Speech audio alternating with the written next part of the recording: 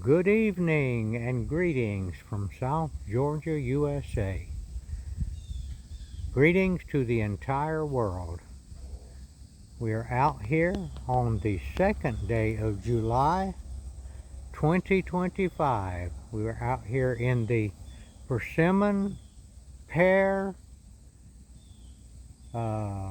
mulberry, and blueberry orchard, planting a dwarf everbearing mulberry tree. Now this one right here has become pot bound, or I might say bag bound,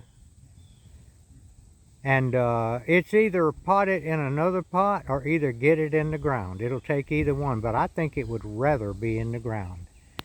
And I think we've got enough room here for this tree. I think it'll do just fine here. Got two fig trees up here. Got oriental persimmons down that way.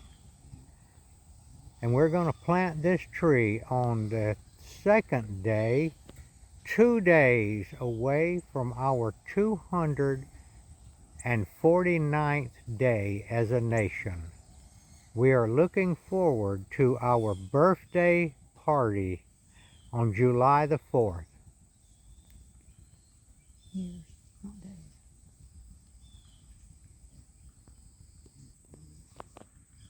Okay, I might have said 249 days. Maybe I did and maybe I didn't, but it is 249 years since the birth of our nation. And we are looking forward to a big birthday party. There are a lot of things going on in the world. There are a lot of things going on in this country. But we are not going to get into any of that right now, because everything that's going to happen is going to happen because all things work together for good for those who love God and are called according to His purposes. However, I will also say that all things don't necessarily work good for those who are not called and those who are not believers in Jesus Christ. That is my Lord and Savior. Now, I'm doing a new way of doing this. I'm going to dig a hole there, but I'm making a hole around that, and I'm going to try to pull the plug out. I want to get the grass out of where it's planted. So I'm going to try to pull the entire plug out in a pie shape around that tree, and then I'm going to turn it upside down and try to chop the roots and the dirt. We'll see if that works. I'll show you what I'm talking about.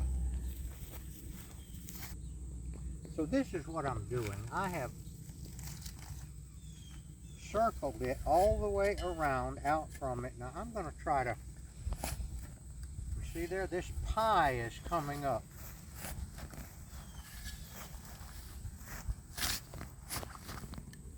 I'll try to get that out in one piece. Now, yes, I think this pie is going to come out.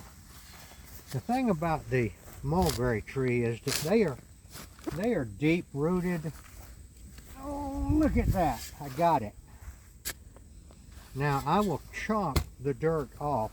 Let's see. Yes, this is going to be just right here. Now, this mulberry tree has grown through the grow bag. Look at that. Through a little tiny hole that big right there. Well, I'm going to cut this grow bag off. The thing about a mulberry is that you do not have to plant them above grade. So here's where the plant is. That can be even with the grade, or it won't hurt it to be below it a little bit, because mulberry trees are deep-rooted plants, relatively, compared to figs.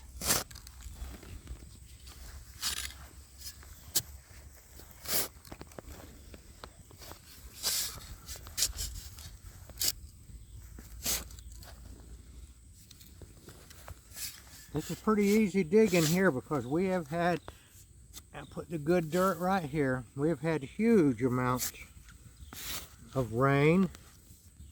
Now I'm down to the clay. This is one of the better drained places on the property.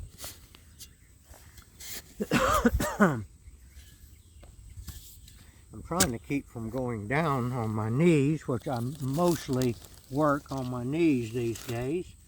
And we see that that is about even with the ground. It's actually a little above it. I can live with that. I will kind of take a little bit out so that it'll be, but I'm going to have to get on my knees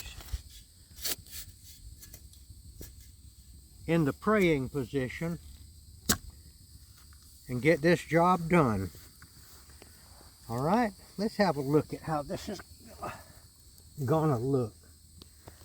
Okay, we're gonna cut this bag off and we're gonna try to, look at that. Now, you see the mulberry doesn't have many roots up in here. The mulberry has a large tap root. I want to show you here. Come over here, David. Look how the roots are all down at the bottom, and there's very little up here.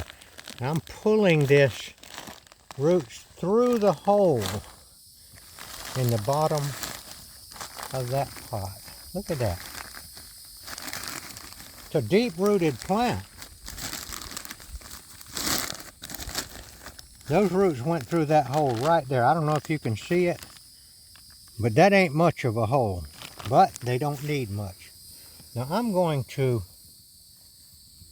put my knife up to start with, or I'll leave that out here and lose it like I do occasionally, and I have to get a new knife.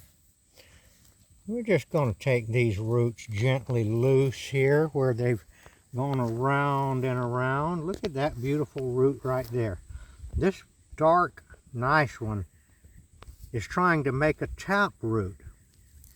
And that's one of the reasons that, look at that. One of the reasons that mulberries are so drought resistant. Now this dwarf everbearing, the everbearing part is correct. In other words, it makes it makes mulberries throughout the summer. But as to being a dwarf tree, well, I saw somebody that saw one at Lowe's the other day, and they were saying that it was about 6 feet tall. I don't think that's correct. I think these trees left unchecked will grow to 25 feet or more.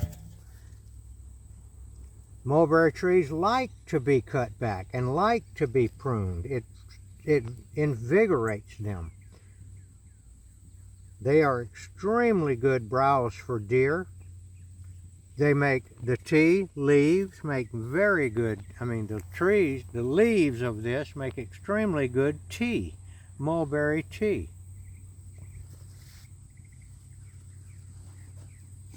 I'm going to cut this grow bag off here. You see that?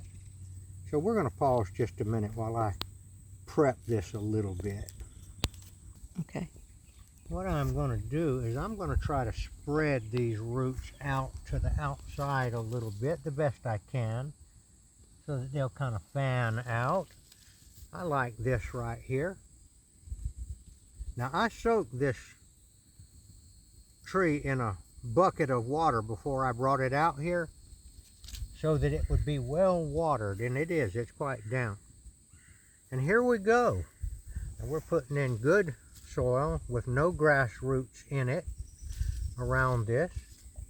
We may not need the soil that's on that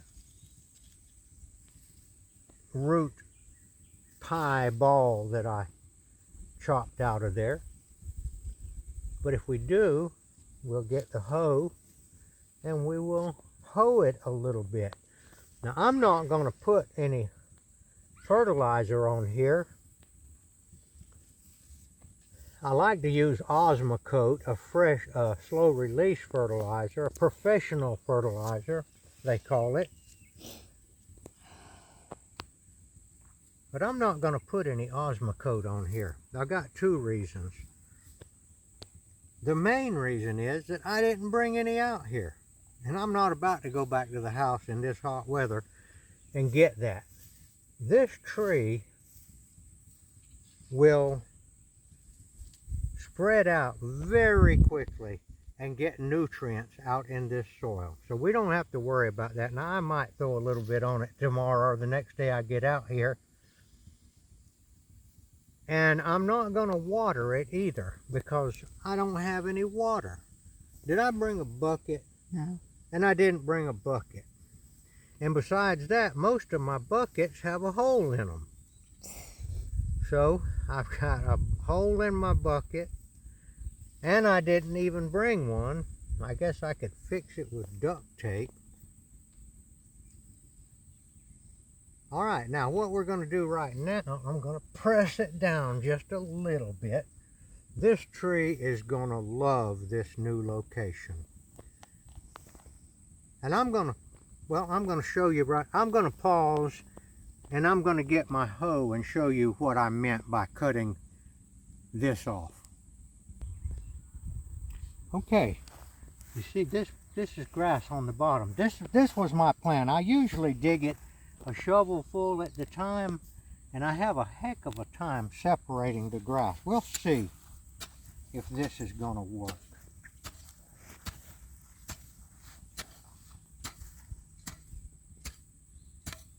So far, so good. And as vigorous as a mulberry tree is, you still want to get the grass competition away from it a certain amount. So what we're going to do is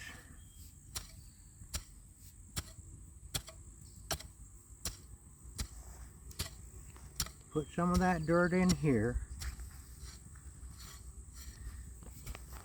I'm going to pull this upside down pie shaped piece of grass out here, kind of break it up a little, and I think it will die right about there. And then we will come out here in a few days. There's another piece.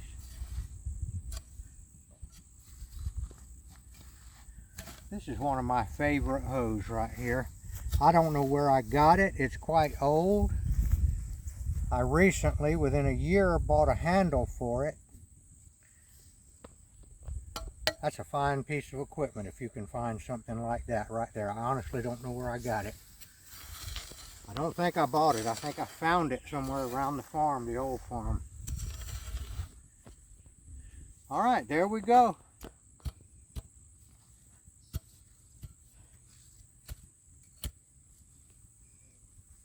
I'm going to show you one more mulberry tree in just a minute. And I think that's the only other mulberry I've got here in this. This is about 4 or 5 acres right here. Maybe, I always tend to exaggerate. It might only be 3 acres. I know it's more than 2. It's a pretty big little orchard.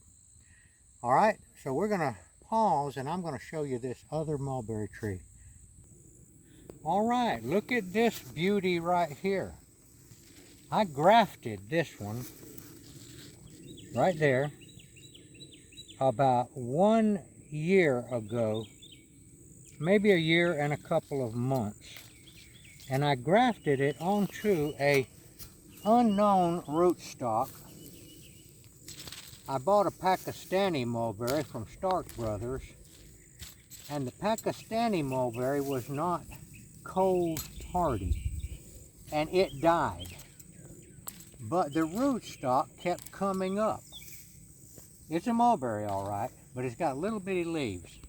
So I dug a piece of that rootstock up and planted it right here 2 or 3 years ago, and it grew up to about this tall. And 1 year ago, I took a cutting that I bought from a man in Mississippi, via the U.S. mail, and I grafted it on here 1 year ago, and you see right now, and this happens to be an Illinois mulberry. This tree here normally grows into a huge tree. There's a little mulberry coming on it right there.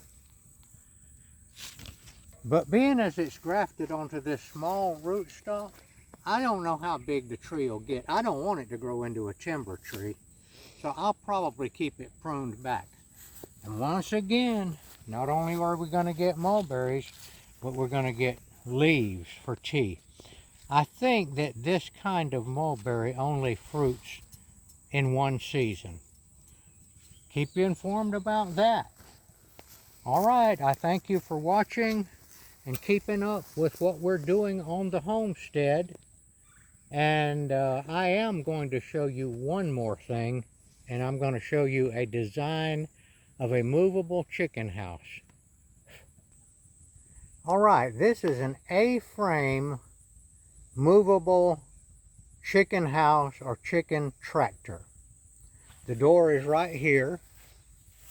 You got ventilation right here.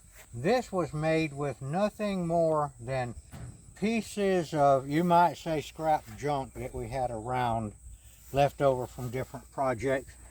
And here's the pulling rope right here. You hook your wife up to this.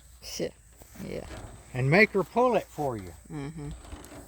Yeah. See, I can pull it, so it is movable. I didn't pull it far. This is my son's house.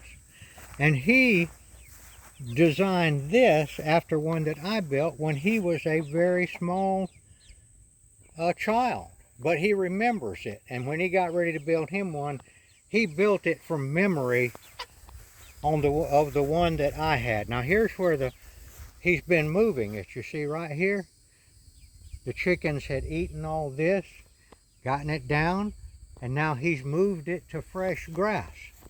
Movable. And 2 people can easily pull this. This is an ideal size. And it's got nice wide runners on it down here. I guess that's about a full cut 2x6 treated. And now I want to show you the produce from the chicken. They just lay their eggs in here. Nice waterer.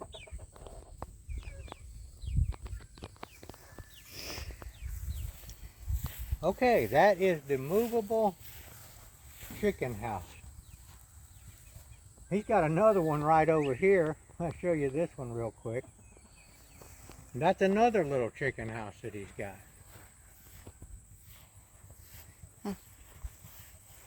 I think he moved them. He don't let them get in. Now that chicken house right there was a child's playhouse. And the child got too big to need a playhouse. And so, as we often do, we try to make do with what we have. And he converted it into this very nice chicken house.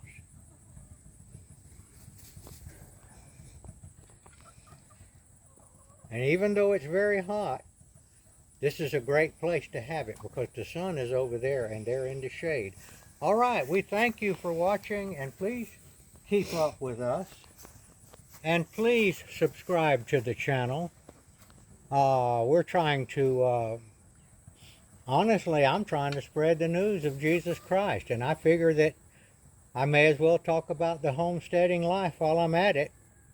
Maybe somebody will click on there to see about this chicken house or see about the mulberry tree, and they'll hear a little bit about Jesus. And then we'll leave it up to God to take it from there. All right. Thank you for watching.